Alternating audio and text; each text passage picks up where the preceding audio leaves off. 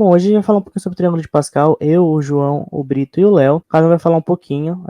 Alguém vai falar sobre a história, alguém vai falar sobre a contribuição, alguém vai falar sobre o triângulo e alguém vai falar sobre a curiosidade. O João vai começar falando sobre a história, depois o Brito vai retomar falando sobre a contribuição, o Léo vai falar um pouquinho sobre o triângulo e eu vou retomar curiosidades. Bom, eu vou estar falando aqui sobre Pascal.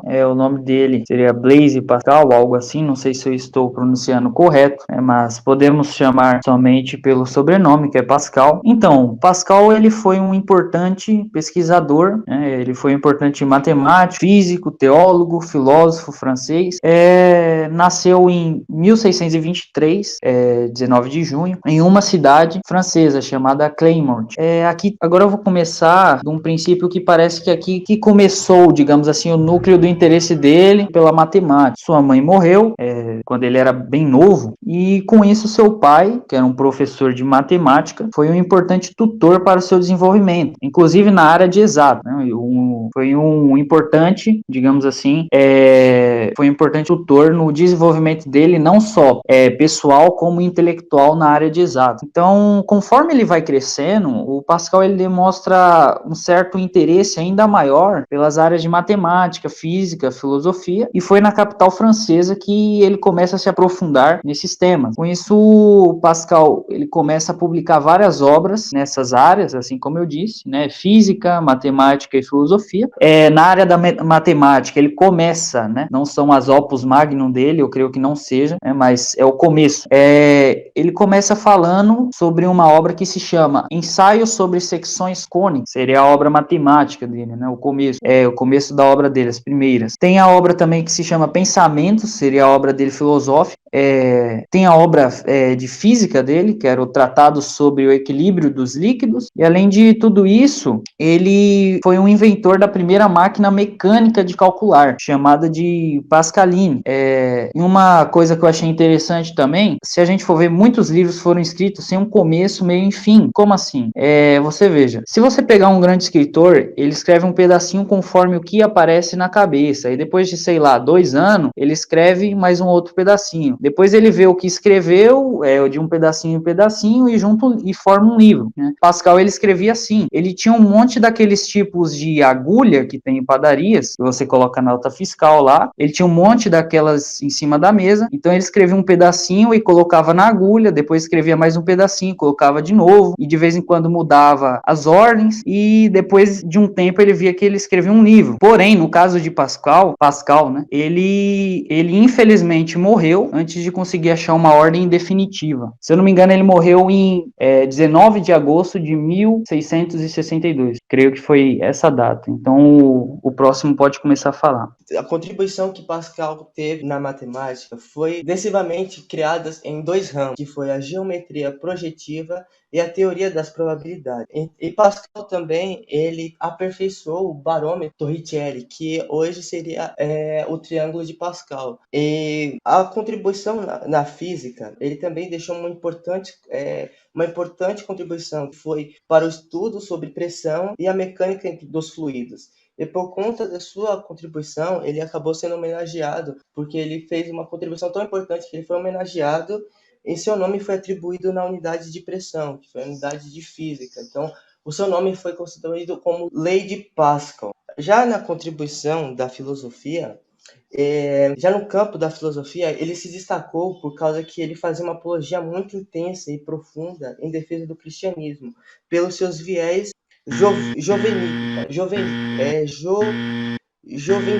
jovenitas. Então ele tinha pensamentos profundos a favor do cristianismo, então ele fazia uma apologia muito forte ao cristianismo. Algumas invenções que ele fez, igual o João falou, que foi La Pascaline, que foi a primeira calculadora mecânica, que foi criada em 1642. Outra invenção que ele fez foi a máquina calculadora, e também a máquina de somar. Agora pode passar pro próximo. Eu vou falar sobre o triângulo, né? mas só sobre o triângulo. Então, o triângulo de Pascal, ele nada mais é do que um triângulo aritmético infinito, onde são dispostos por coeficientes de expansões binominais. Aí, os números que ele compõe o triângulo, eles apresentam várias propriedades e relações. Essa representação geométrica desse triângulo ela já foi estudada pelo matemático chinês Yang Hui e por muitos outros matemáticos. Entretanto, os estudos que mais foram abrangentes e incisivos foram do matemático italiano Niccolò Fontana Tartaglia e do matemático francês Blaise Pascal, que é esse que a gente está fazendo o trabalho. Pascal ele estudou muito profundamente esse triângulo aritmético, ele provou várias de suas propriedades. Além disso, do triângulo, tem o coeficiente, o binômio de Newton, né, e a sequência de Fibonacci, que é aquele do coelhinho lá que tem a explicação matemática. E coeficiente binominal, né, que é a explicação, são os números que compõem o triângulo de Pascal, e a sua representação é n sobre p, e n sobre p sendo números naturais. E como é a construção do triângulo? O triângulo é construído colocando os números binominais de mesmo numerador na mesma linha e os coeficientes de mesmo denominador na mesma coluna. E quando você calcula o valor dos coeficientes, você encontra uma representação que é aquela representação do triângulo, que as duas primeiras diagonais é formado o número 1, no meio o número 2, embaixo 2, número 3 e continuando. Segunda propriedade, o restante dos números de uma linha é formada pela adição de dois números mais o próximo da linha de cima. Então, por exemplo, se eu tivesse 1 na esquerda e 3 do lado, 1 mais 3 daria 4, que seria o número de baixo. Da mesma coisa, continuando, se eu tivesse 4 na esquerda e 6 na direita, o número de baixo seria 10. A terceira propriedade, os elementos de uma mesma linha, equidistantes dos extremos, têm valores iguais. A quarta propriedade, a soma dos elementos de uma linha de numerador será igual ao 2 elevado a essa linha.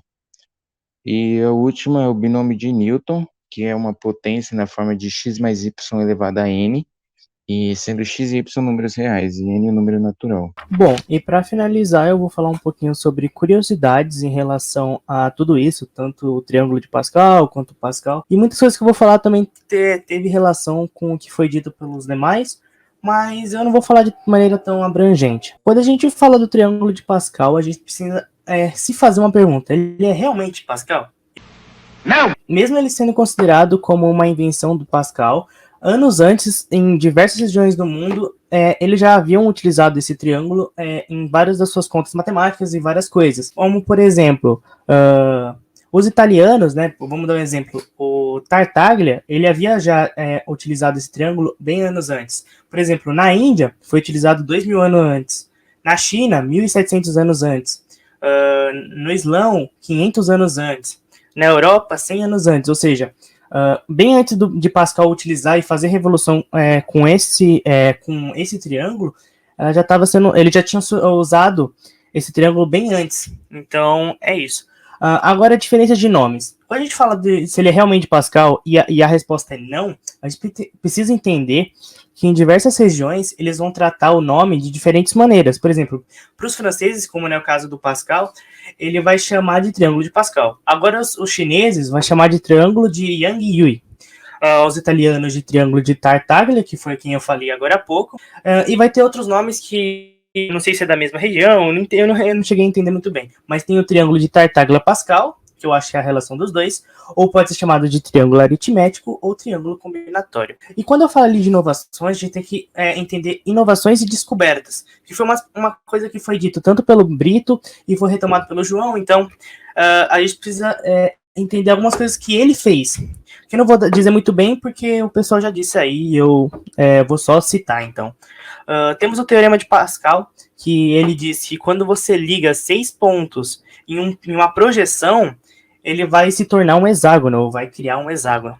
Tem a Pascaline, que foi citada pelo João, e foi retomado pelo Brito, que é uma calculadora, uma espécie de calculadora que ele criou, que foi utilizado para fazer somas e diversas contas matemáticas de números inteiros.